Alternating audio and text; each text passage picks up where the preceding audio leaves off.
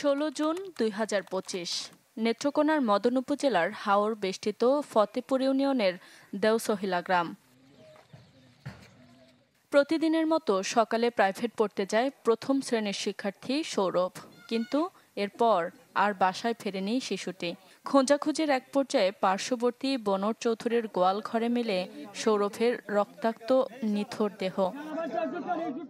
এ সময় মরদেহের পাশ থেকে উদ্ধার হয় চাকু, কলম ও পানির বোতল। এমন ঘটনায় শিশুদের নিয়ে আতঙ্কে এলাকাবাসী। স্থানীয়রা অভিযোগ করেন, হত্যার এতদিন পরও রহস্য উদ্ঘাটনে তৎপরতা নেই পুলিশের। তবে পুলিশ বলছে, এরই মধ্যে সন্দেহভাজন 3 জনকে গ্রেপ্তার করেছে তারা। আশ্বাস দেন দ্রুতই আসল খুনিকে বের করার। আমরা মূল হোতা এবং কী কারণে তাকে খুন করা হয়েছে, কারা কারা এটার সাথে পেছনে জড়িত, এটা ইতিমধ্যে আমরা অনেকটা ক্লু পেয়েছি। আমরা ইতিমধ্যে অনেক আসামিও ধরেছি।